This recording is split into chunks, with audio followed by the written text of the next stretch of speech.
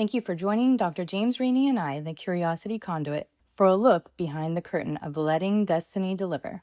With 47 years of experience as a practicing psychotherapist, Dr. Rini brings profound insight into the dimensions of consciousness. I bring my own lens as a retired law enforcement officer, now immersed in the study of psychology. Together, we invite you into a dialogue where destiny meets awareness and curiosity leads the way. Today, we will discuss the healthy ego. This conversation may lead to feelings of inspiration and curiosity, and it could also create some inner movement. That's all welcome. Life will reveal your destiny through all opportunities you keep yourself available for. So allow yourself to stay open. And let's see what destiny delivers. So, healthy ego.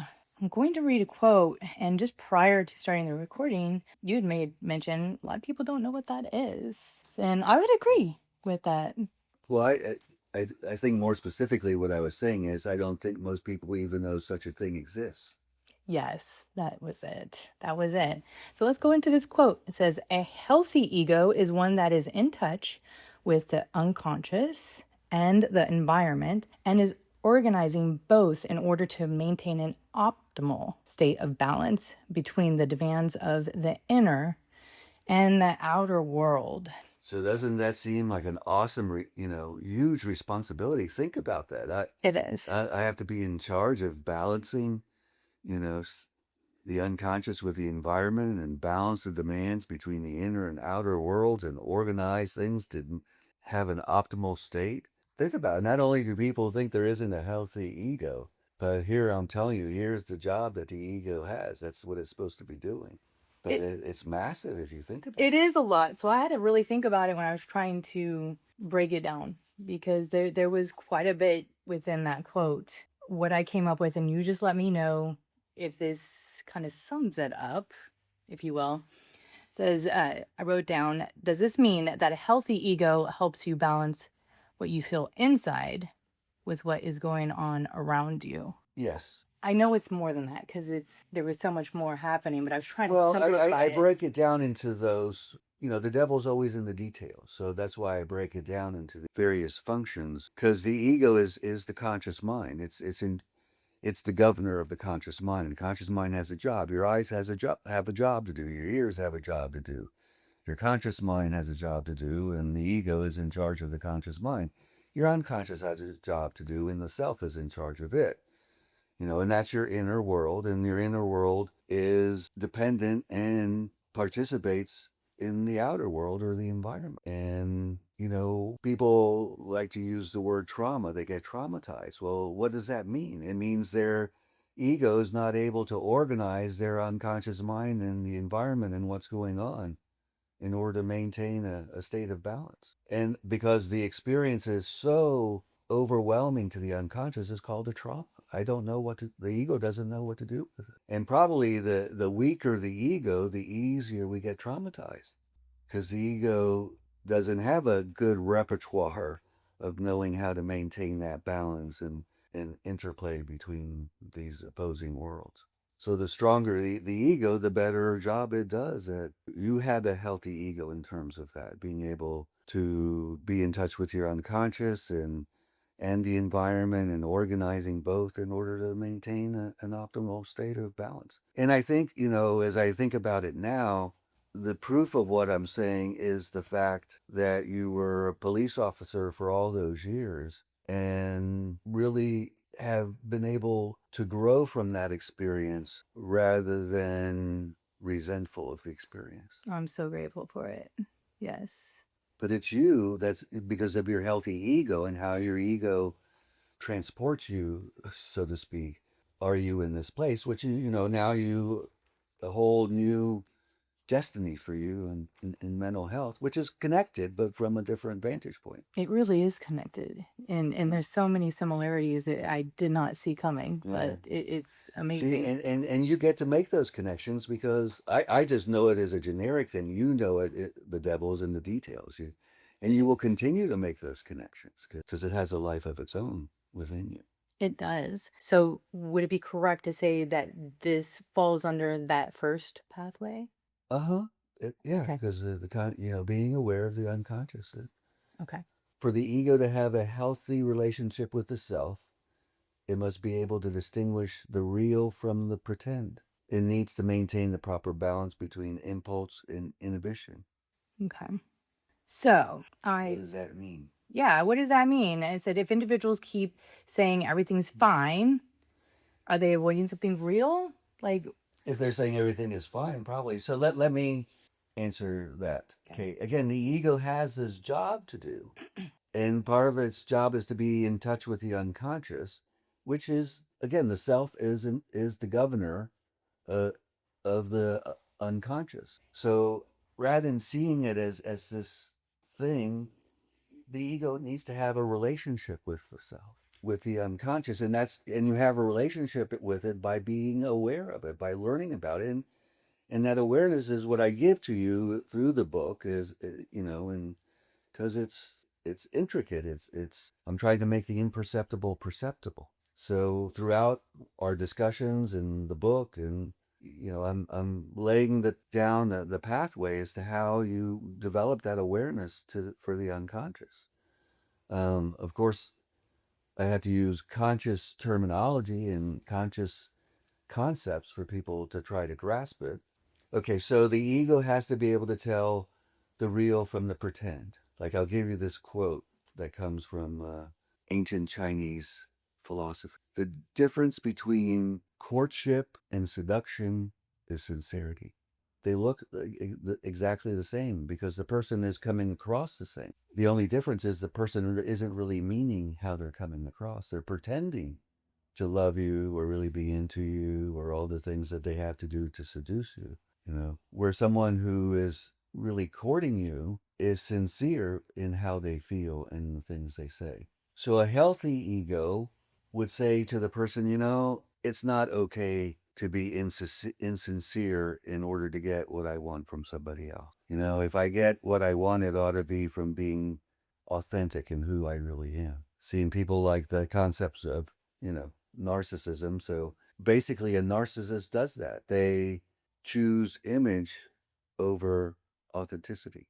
What's more important to them is their image than who they really are, because who they really are, they don't value enough to put over the image. and that becomes tough when you're the receiver trying to figure out what is real and pretend. Exactly. So, what would be something to help people out with that? That is an excellent follow up question. And maybe the next part of the quote answers that we need to maintain a proper balance between impulse and inhibition. Oh, that does answer it. It's so good. It's like you knew it. How did you know? You're so smart. Okay.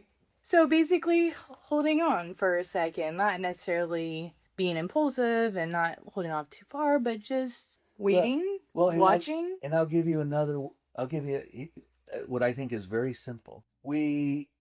Especially early on in relationships, we want to please the other person. So in pleasing them, we'll tend to say yes much more so than no. Even if we really don't necessarily do those things or want to do them, we'll say yes because, again, it's a new relationship. It's exciting. You want the person to like you, those kinds of things. But the problem with always pleasing someone is you don't know what they're like when they don't get their way.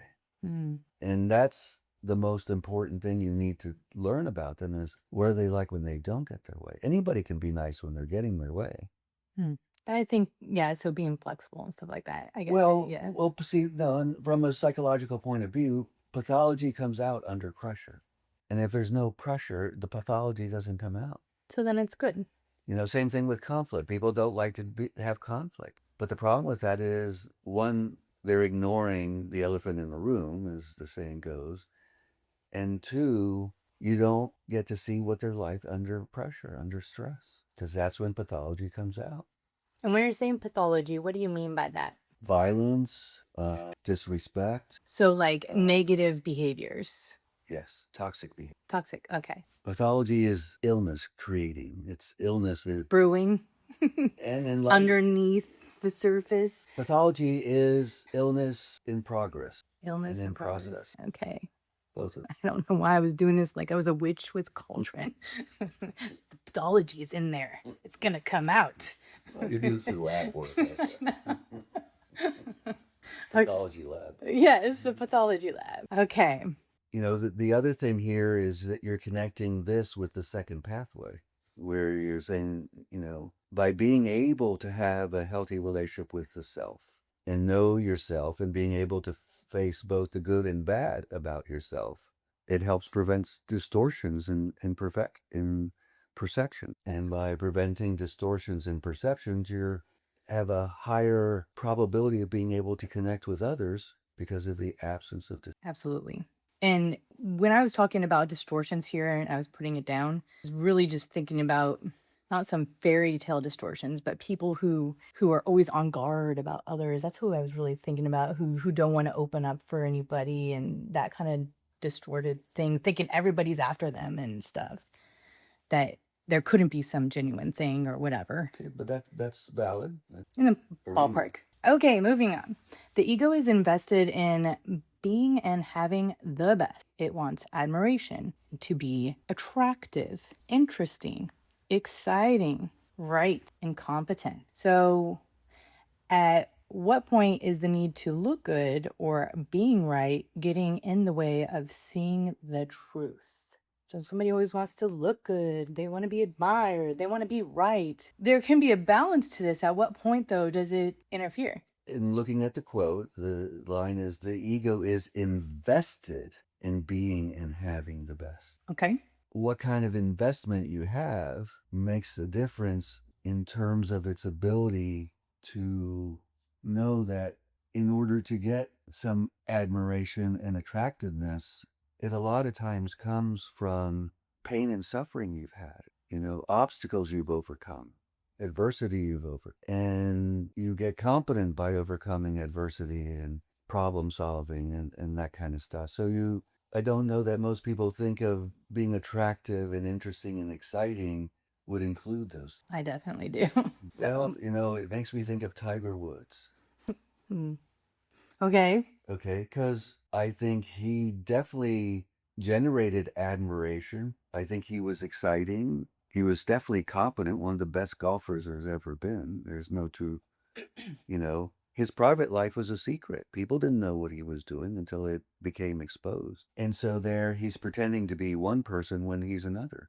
And he's continued to do that, obviously, because he's been rearrested in a sense for DUI, and he says he needs to go into rehab and all that. So his ego has never had a healthy relationship with his self. And that's part of the problem with fame and fortune is the ego doesn't think that the rules apply to them. They apply to other people. Like Michael Jackson died because he was being administered a drug but he could get that done because he was Michael Jackson. Yeah. And because he was Michael Jackson, it was going to be done. And it wound up killing him. So sad. Okay, so you can see how the ego can get inflated to the point there where I'm an exception, I'm different. So if you get too invested in being the best and wanting admiration, comes with all kinds of problems. When you know, because you're not going to be the best, you're not going to be admired or attractive from the beginning. You're going to have to grow into that. You have to earn it in a sense. And how do you deal with failure? You know, there's a cliche that I like. You know, people who succeed fail along the way. So if your ego's only invested in being the best and you know being competent, then how do you handle failure? You know, I don't know whether this is true or not, but Bloomingdale from Bloomingdale's department store failed 17 times before he had a successful department store. Which is not that much, honestly, when it comes to something that huge. Okay, So. I'll take that perspective. That just seems like a lot of perseverance, though. Oh, most definitely. And his ego had to be able to handle that in order to persevere as opposed to quit. Okay. Yes, I can see that. He obviously learned something each time. Might have been a slow learner, but he learned something each time. I don't know. I mean, I wouldn't say slow learner. Most people try and never get to that point, so Well, I that's think it's they pretty give up, awesome. but I think they give up. And another person that comes to mind is Colonel Sanders in Kentucky Fried Chicken. He wasn't successful until his 60s. As I'd like to say, that's why you don't see young pictures. I don't even think that's what he looks like. I don't even think that's who it was. Well, That character you that can they be put up. skeptical. I am. So again, yes, the ego wants those things, and the ego can also then move. We can be egotistical and also feel Because it's the ego working in the opposite direction, correct? exactly, yes. Okay. I'm learning. Because a lot of people think being inferior is feeling inferior is also feeling humble, being humble. Which is not. It is not being humble, no. It's being egotistical, just in the opposite direction. All right, again, we want to tie it into the pathways, and you see this as tying into the sixth pathway of avoiding limiting beliefs and mindsets that create blind spots. Would that be correct? Yeah, because when we become too invested, we become one-sided. Yeah. Can't see the other side. According to Dr. Fritz Perls, the ego needs to be careful not to disown, eliminate, repress, or negate many features and sources of genuine. Okay, so what does that mean? Well, if the ego's invested in being the best, then it will disown information to the contrary, or eliminate it or repress it because it goes against what it's invested in believing, when that information wouldn't necessarily prove that you're not the best. In fact, being able to assimilate information that's more on the negative side does make you, because you become more whole, and all parts are working together when you're whole.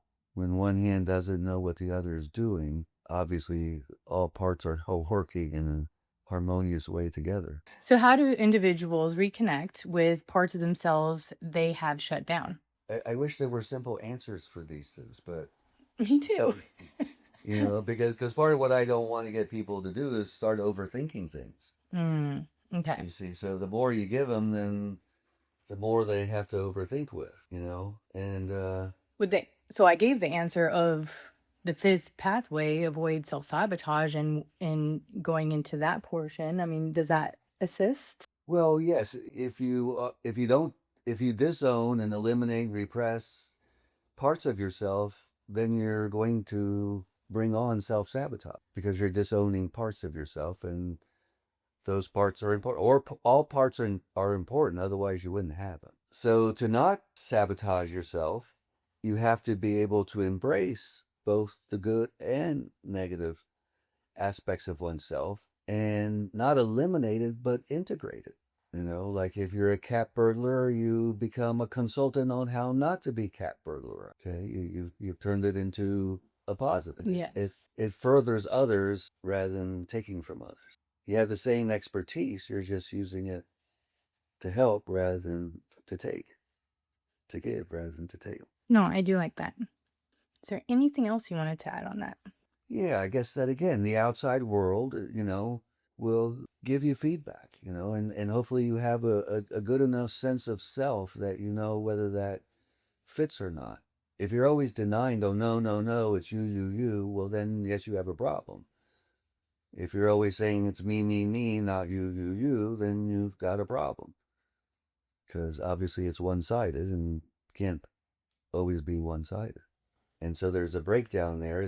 You're more likely to disown information about yourself if you tend to blame or find fault in other things rather than looking at yourself. It's pretty obvious you're then disowning, repressing, you know, eliminating those things that you don't want to believe about yourself because you always do it. Yeah. It's always something or someone else's problem or fault.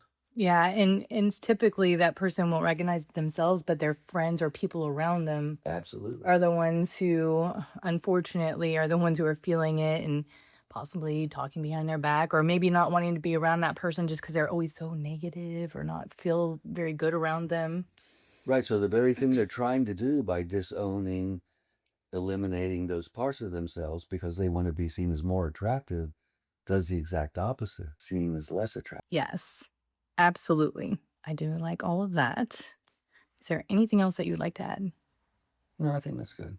Thank you for joining Dr. Rini and I on this journey behind the curtain of letting destiny deliver. Join us next time as we will discuss the ego as the divider and bridge. Remember to subscribe and like, and questions or comments are welcome below. Now ask yourself, what part of your life might destiny be trying to speak through right now? Keep exploring, stay curious, and remember, destiny isn't something you chase, it's something you allow. Until next time, be well.